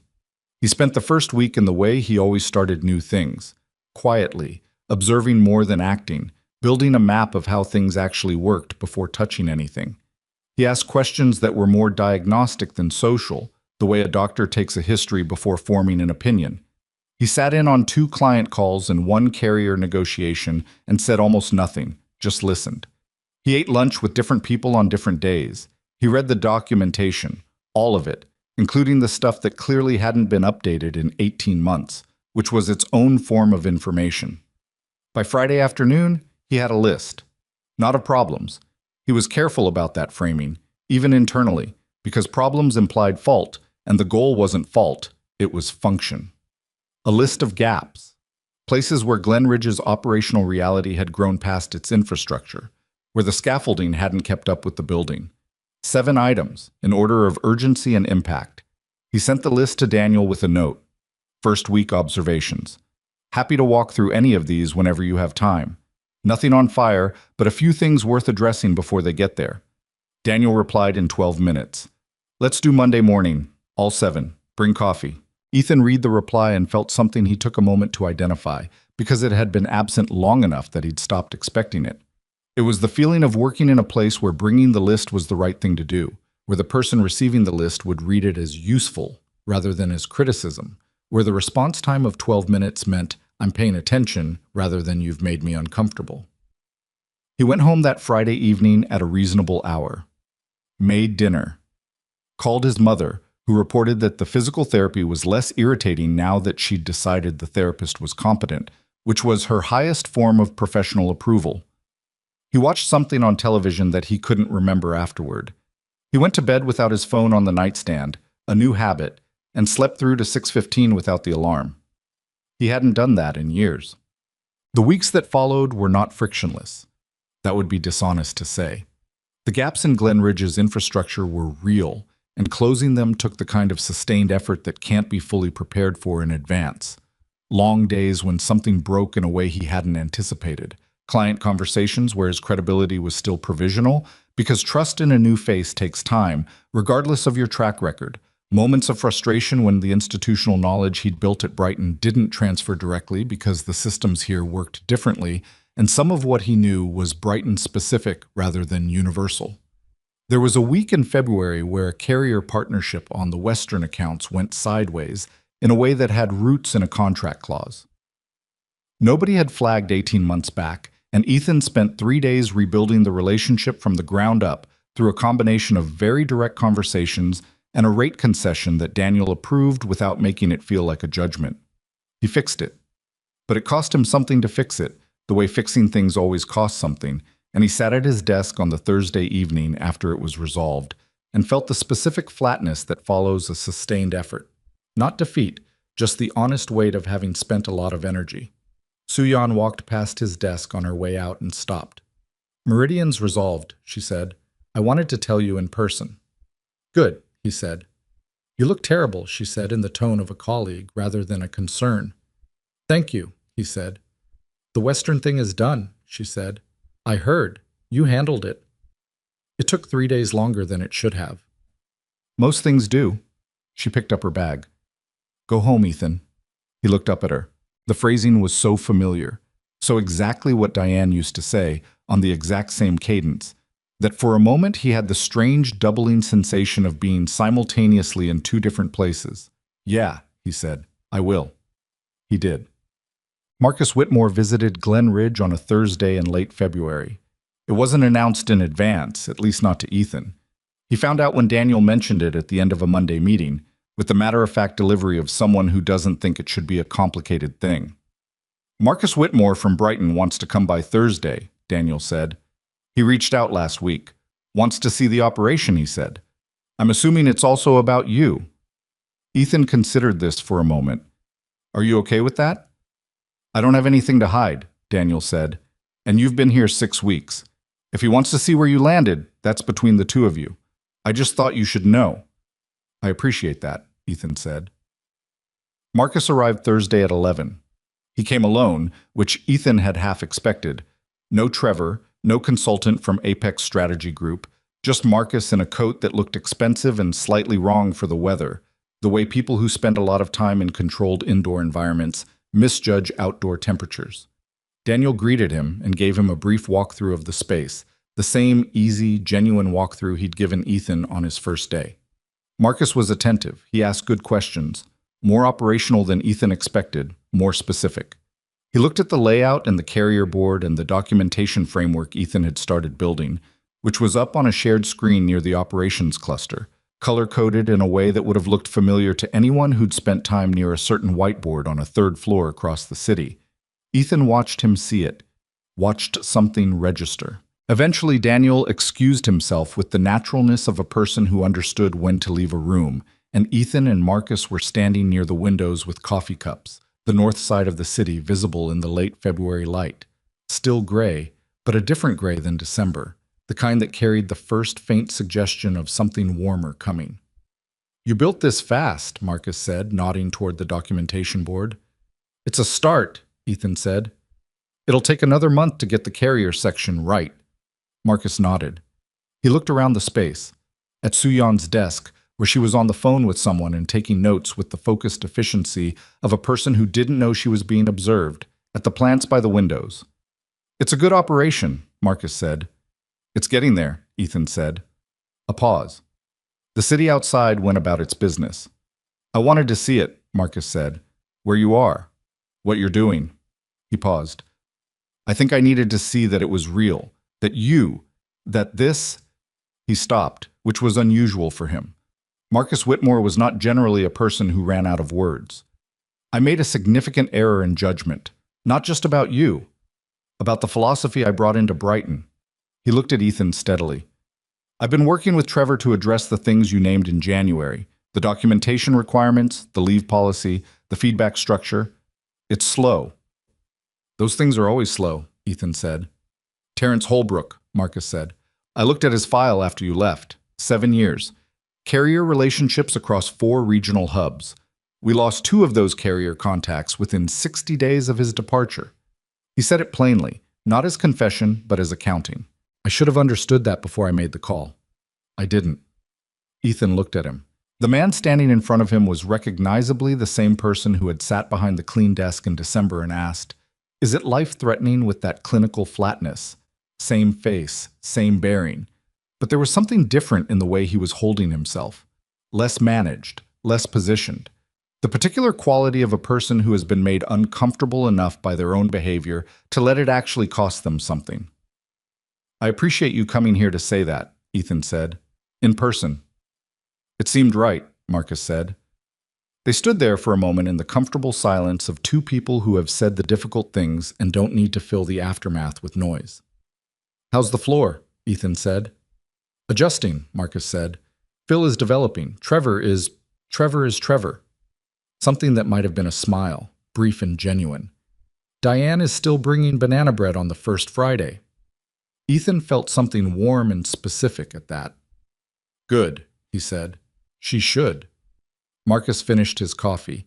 He looked at the documentation board one more time. The color coding, he said. It's the same system. It works, Ethan said. I called it redundant, Marcus said. I know. It wasn't redundant. I know that too, Ethan said. They shook hands before Marcus left. Firm, brief, the handshake of 2 people who had been through something and come out on the other side of it changed in ways they couldn't fully articulate yet. Ethan walked him to the door and watched him cross the parking lot to his car. Coat slightly wrong for the weather, posture still deliberate, still the bearing of a man who believed presentation communicated something, and then disappear into the gray February afternoon. He went back to his desk and sat down and looked at the documentation board and thought about the strange shape of how things had unfolded. Not clean, not how he'd have written it if he'd been writing it, but real, which was the only kind of ending that actually held up over time. Here's what Ethan Caldwell understood, eventually, about the years at Brighton and the months that followed. He understood that he had been good at his job in a way that had made him complicit in his own erosion. The better you are at absorbing pressure, the more pressure finds you, and after long enough you stop noticing the weight, because it has become simply the condition of your existence. He had stayed 9 years, not purely out of loyalty, but out of a fear of the unknown dressed up as loyalty. The story he'd told himself about commitment and dedication was partly true and partly a more comfortable narrative than I'm afraid to find out if I'm valuable somewhere that doesn't already know me. He understood that institutions change when they're forced to change, not when it's the right thing to do, and that the forcing usually involves loss. Brighton changed because Clearwater left, because the carrier invoices accumulated, because the whiteboard on the 3rd floor became an exhibit of something irreplaceable that nobody had thought to protect until it was gone. He didn't think of this with bitterness. It was just how it worked. Organizations, like people, learn from consequences more than from principle. And the question isn't whether they'll learn, but whether the lesson comes in time to matter. He understood that Trevor Gaines was the kind of person every organization needed and rarely fully valued, someone who understood the gap between what was said in the 4th floor office and what was true on the 3rd floor, and who was willing to occupy that gap at personal cost. He thought about Trevor often in the months that followed, with something that was not quite gratitude and not quite admiration, but was somewhere in the middle of both. Understood that leaving, when it finally happened, had looked nothing like he'd expected. He had imagined, when he'd imagined it at all, something dramatic, a confrontation, a declaration, a clean break with clear edges. What it actually was a Tuesday morning, a phone call from his sister, a box of ordinary things carried through a lobby, and a drive down a winter highway to sit with his injured mother in a hospital room in Roanoke. Not dramatic, not triumphant, just human, in all the plain, unglamorous ways that the most important things tend to be. And he understood this, which was the thing he carried forward most clearly. The value you bring to a place is not measured by what they pay you or what your title says or how many years you stayed. It's measured by what they lose when you go. And if you've spent years building something real, relationships, knowledge, systems that work, trust earned one interaction at a time, then what they lose when you go is substantial, regardless of whether anyone named it while you were there. The hard truth that cut both ways was this. The same qualities that made him valuable had also made it possible for the company to take that value for granted. Because he had never left before. Because he always covered the gap. Because the work got done, quietly, without making a scene about the cost of getting it done. He had been, in a way, too reliable for his own good. And reliability, when it isn't reciprocated, becomes a one-way arrangement that only one side calls loyalty. That was not a comfortable thing to sit with, but it was true. And true things are worth sitting with even when they're uncomfortable. In March, Nora came to visit with the kids for a long weekend. They ate takeout on Ethan's living room floor because he didn't have a dining table large enough, and the kids fell asleep on the couch, in the chaotic, immediate way of children who are not yet self-conscious about falling asleep in places. And Nora and Ethan sat on the floor with the leftover containers between them and talked quietly in the way they talked when they had time and space, and the particular ease of siblings who had long since stopped needing to perform for each other. "You look different," Nora said. "Different how?" She thought about it. "Less like you're calculating load-bearing capacity." He laughed at that. A real one. That's specific. "You always had this look," she said, "like you were constantly running numbers, like there was always something you were keeping from falling." She looked at him. "You don't have it right now." He considered that. Outside the window, March was beginning to argue with February. Still cold, but inconsistently cold, with brief reprieves where the light had a different quality and you could almost believe something was coming. "I still run numbers." "I know, but they're different numbers." She refilled her glass. "Are you happy?" He turned the word over. It was one of those words that felt too large for honest answers and too small for complicated ones. I think I'm building something I actually want, he said. That's different from happiness, but it might be better. Nora looked at him for a long moment with the expression she'd had their whole lives, the one that meant she was considering whether to say the thing she was thinking. Say it, he said. I think you spent a long time being responsible for things that weren't yours to carry alone, she said. And I think you figured out the difference between responsibility and self-erasure. And I think that took longer than it should have, and I'm glad it happened. He didn't have a clean answer for that either. He just nodded, because it was accurate, and accuracy deserved acknowledgement even when you didn't have words for it. One of the kids shifted on the couch and murmured something in their sleep, some fragment of a dream, and then went still again. The apartment was warm. The city outside was its usual self, going on in the way cities do, indifferent and vast and full of the ordinary dramas of ordinary people trying to figure out what they're owed and what they owe and where the line is between those things. Ethan Caldwell sat on the floor of his apartment with his sister and the leftover containers and the sleeping children and thought, this is a life. Not a perfect one, not a clean one, but a real one, where his effort mattered and his judgment was trusted, and when something went wrong, it was a problem to be solved together rather than evidence of his individual inadequacy. He thought about the pen in his desk at the new office, the ballpoint with his initials that he'd used to sign the offer letter. He'd started using it daily now. Not for anything ceremonial, just because it was a good pen and it had been his father's, and keeping it in a cup and not touching it out of fear of loss had been, when he examined it honestly, a small and specific way of not letting himself have the things that were already his. He didn't do that anymore, or he was trying not to. It was a work in progress, the way most things worth doing are. He picked up the last spring roll from the container. Outside, the city kept going. The kids kept sleeping.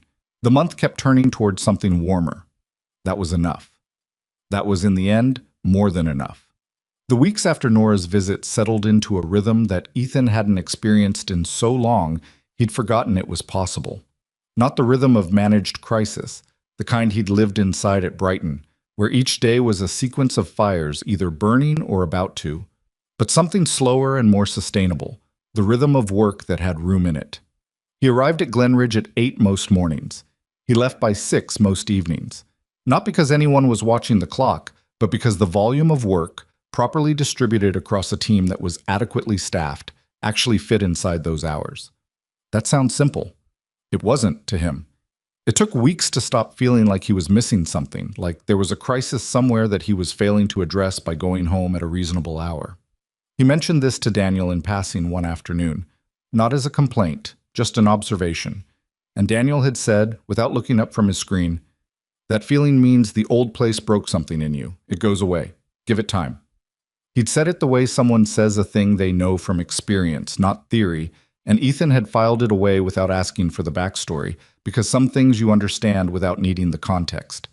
The documentation framework he'd started in January was fully operational by mid-March. Every senior coordinator at Glenridge now had a living document, updated quarterly, that captured not just their procedures, but the institutional knowledge underneath the procedures, the carrier contacts who responded better to calls than emails, the clients whose tolerance for delays varied depending on which product line was affected, the unwritten agreements that had accumulated over years of relationship building and that would otherwise disappear the moment a person left.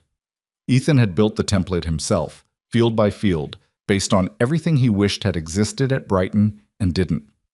Su-Yan had been the first to complete hers, thoroughly and without complaint, and had sent it back with a note. This would have saved me 4 months on the Meridian situation.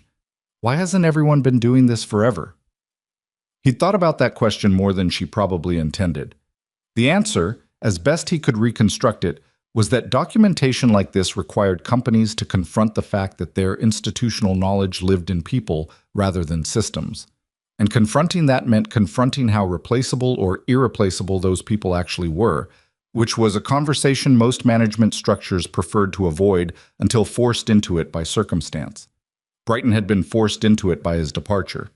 He'd rather Glenridge reach that understanding voluntarily, in advance, before the cost of not having it showed up somewhere expensive.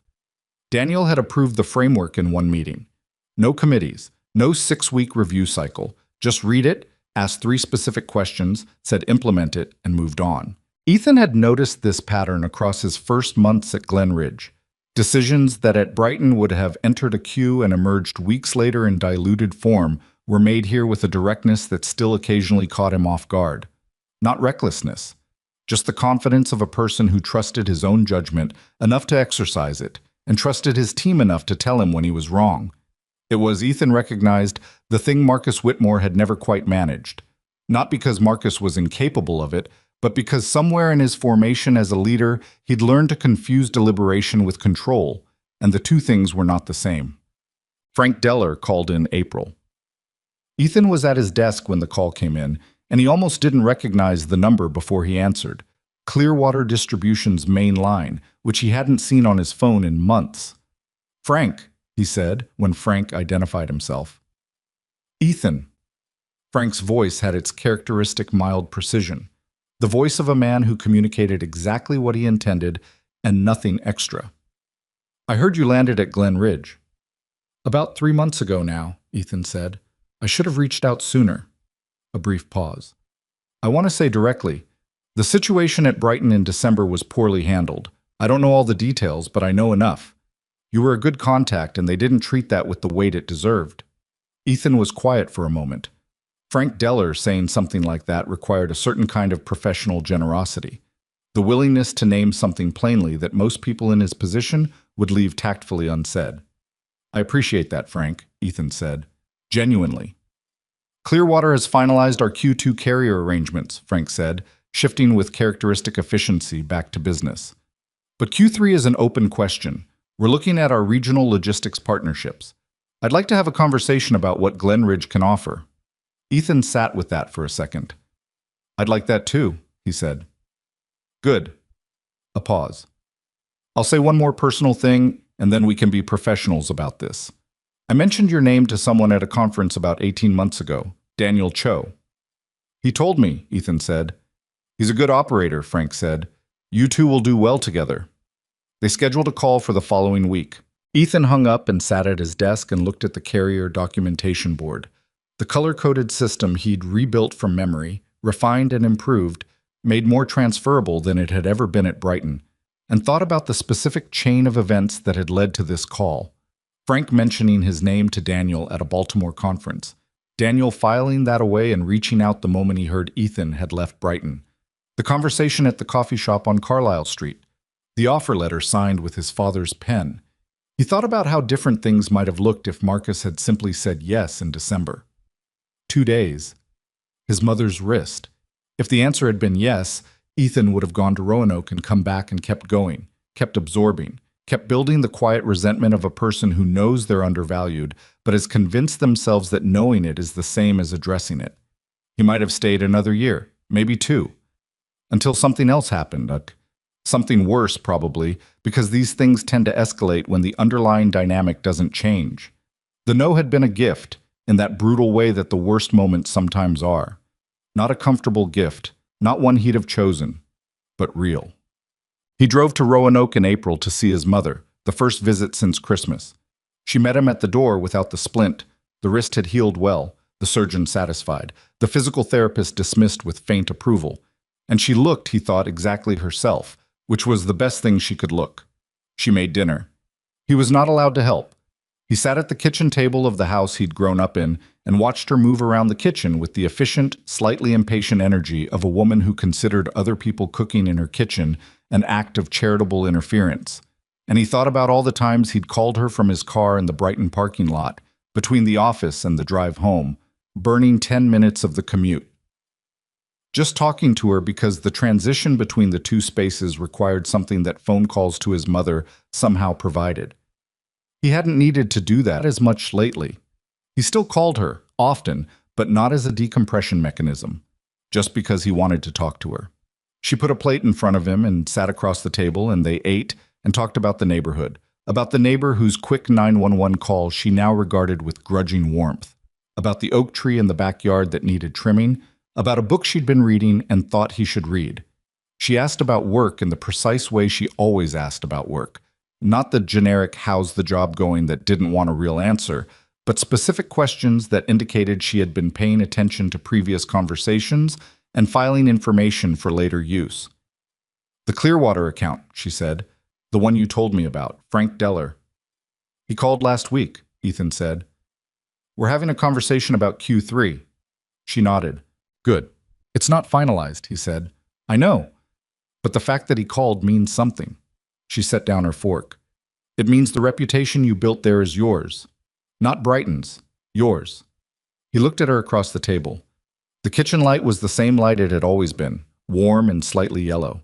The overhead fixture unchanged since he was in high school, and his mother was the same person she'd always been, watchful and direct and fiercely unwilling to let the people she loved misunderstand their own worth. I'm starting to understand that, he said. You understood it when you signed the offer, she said. You're just catching up to understanding that you understood it. He smiled at that. She picked up her fork again with the satisfaction of someone who has said the precise thing. After dinner, they sat in the living room and she told him, without much preamble, that she'd been thinking about the fall. Not about the injury, about the fall itself, the moment before the neighbor called, the 40 minutes she'd been on the bathroom floor before help arrived.